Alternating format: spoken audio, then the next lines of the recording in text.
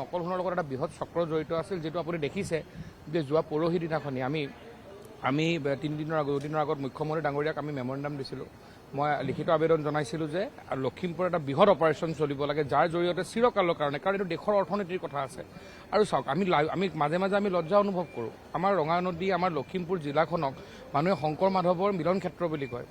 তো তেনে ক্ষেত্ৰত আপুনি যদি যেতিয়া আজি আমি শংকৰদেৱ গুৰুজনা, মাধৱ গুৰুদেৱৰ জনাৰ পৰিৱৰ্তে, ৰঙা নদীখনৰ পৰিৱৰ্তে যদি মানুহে আমাক নকল সোণ, নকল পইচাৰ নামেৰে যেতিয়া বঙালমাৰীৰ নামেৰে যেতিয়া লখিমপুৰখনক বিশ্লেষণ কৰে, লখিমপুৰৰ এজন সচেতন যুৱক হিচাপে মোৰ আত্মসন্মান আঘাত হয়।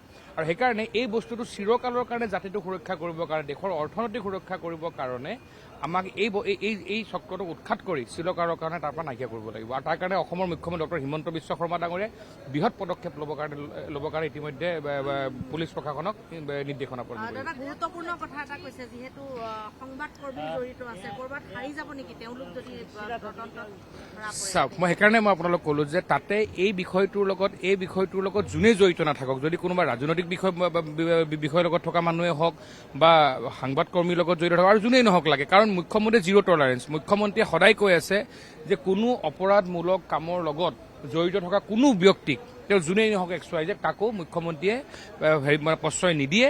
আৰু সেইকাৰণে আমি কৈছোঁ যে আমাৰ চৰকাৰখনে শূন্য সহনশীলতাৰে এই বিষয়টোক শেষ কৰিবৰ কাৰণে কাম কৰিব। চাওক, আপুনি এইটোতো আৰু মই আগতো কৈছোঁ, এইটো চৰকাৰী স্কিম নহয় যে আজি মই ঘোষণা কৰি দিম, কাইলৈৰ পৰা হ'ব, মই মিডিয়াক আজি জনাম যে কাইলৈৰ পৰা আমুকক এৰেষ্ট কৰিম, এনেকুৱা বিষয়বস্তু নহয়। এইটো আপোনাৰ প্ৰশাসনে, মই আপোনাক কৈছোঁ যে অহা খুব বেছি 5-6 মাহৰ ভিতৰত এইটো এটা কাৰণ আপুনি চাওক, এইটোতো এদিনত হৈ অহা এটা সমস্যা নহয়, যুগ ধৰি চলি থকা এটা সমস্যা।